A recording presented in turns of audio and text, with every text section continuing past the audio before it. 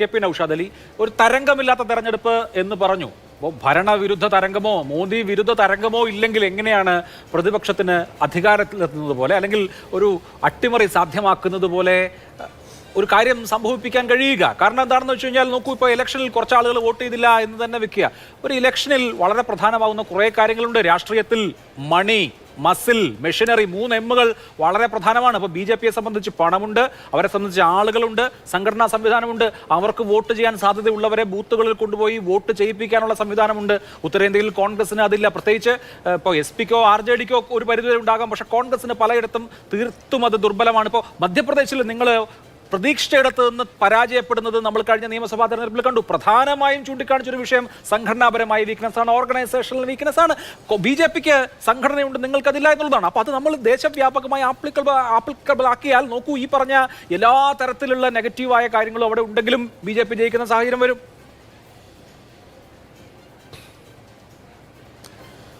അഭിലാഷ്, നിങ്ങൾ പറഞ്ഞ 3 എമ്മോ ഇനി നിങ്ങൾ പറയാതിരുന്ന 3 W ഒക്കെ BJP-യുടെ കൈവശം ഉണ്ടാവും. ഇത് കേൾക്കുമ്പോൾ എനിക്ക് തോന്നുന്നത് പഴയ ജഞ്ചീർ എന്ന സിനിമയിലാന്ന് തോന്നുന്നു. ശശി കപൂറിനോട് അമിതാഭ് ബച്ചൻ ചോദിച്ചു, മേരെ പാസ് ഗാഡി ഹേ, പൈസ ഹേ, ബംഗ്ലാ ഹേ, ദൗലത്ത്, തുമാരാ പാസ് ക്യാ ഹേ എന്ന്. അപ്പോൾ മേരാ പാസ് മാ ഹേ എന്നാണ് ശശി കപൂർ മറുപടി പറഞ്ഞത്. അപ്പോൾ ഞങ്ങളുടെ കയ്യിൽ നിങ്ങൾ ഈ പറഞ്ഞ പല സംഗതികളും ഇല്ലെങ്കിലും ഞങ്ങളുടെ കയ്യിൽ ഈ ജനങ്ങളിലുള്ള വിശ്വാസമുണ്ട്.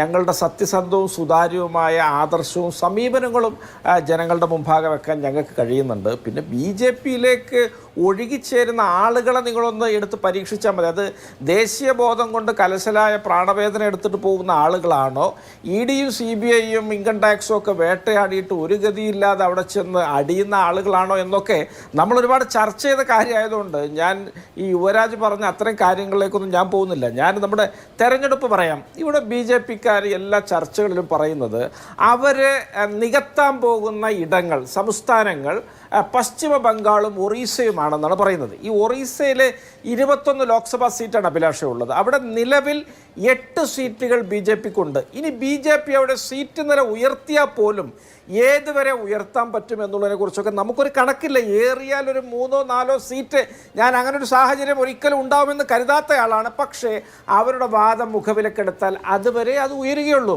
ഇനി ബംഗാളിൽ 18 സീറ്റ് നിലവിൽ BJP-ക്കുണ്ട്. അവിടെ BJP സീറ്റ് നില ഉയർത്തിയാൽ ഒറീസയെ പോലെ ഏതുവരെ ഉയരും?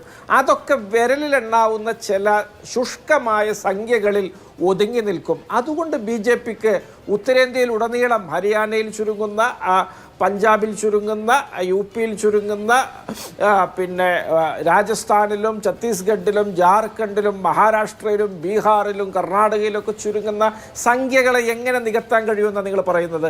ഇവിടെ ആന്ധ്രാപ്രദേശ് എന്ന് പറയുന്നത്, ആന്ധ്രാപ്രദേശിൽ ഒരു കാര്യം ഞാൻ അംഗീകരിക്കുന്നു, BJP-ക്ക് സഖ്യകക്ഷികളെ ആ സംസ്ഥാനത്ത് കിട്ടിയിട്ടുണ്ട്. പക്ഷേ BJP അവിടെ 5-6 സീറ്റുകളിൽ മാത്രമേ മത്സരിക്കുന്നുള്ളൂ. തെലങ്കാനയിൽ ഒരു പക്ഷേ BRS ക്ഷയിക്കുകയാണെങ്കിൽ അതിൻ്റെ ഒരു ഭൂരിഭാഗ ഓഹരി കോൺഗ്രസിനും ചെറിയൊരു ഓഹരി BJP-ക്കും കിട്ടിയേക്കാം എന്നതിനപ്പുറത്ത് ഇതൊക്കെ കൂട്ടിയാലും 10-15 സീറ്റ് എന്നതിൻ്റെ അപ്പുറത്തേക്ക് ഈ സംഖ്യ വികസിക്കുകയില്ല.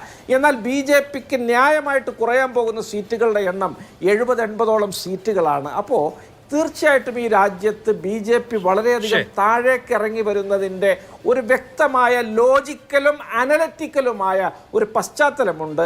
അത് വിഷയസംബന്ധിയാണ്, ആശയസംബന്ധിയാണ്, ആദർശ സംബന്ധിയാണ്, സീറ്റുകളുടെ സാങ്കേതിക ശാസ്ത്രവുമായി ബന്ധപ്പെട്ടതാണ്, മുന്നണി രാഷ്ട്രീയവുമായിട്ട് ബന്ധപ്പെട്ടതാണ്, അത് ചില തരംഗങ്ങളുമായിട്ട് ബന്ധപ്പെട്ട് കിടക്കുന്നു.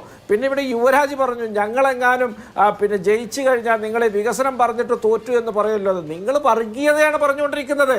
നിങ്ങൾക്ക് തെരഞ്ഞെടുപ്പിൽ എവിടെയെങ്കിലും ചെറിയൊരു മുൻതൂക്കം കിട്ടിപ്പോവുകയാണെങ്കിൽ അതും ഈ വർഗീയത കൊണ്ട് മാത്രമാണ് കിട്ടുന്നത്.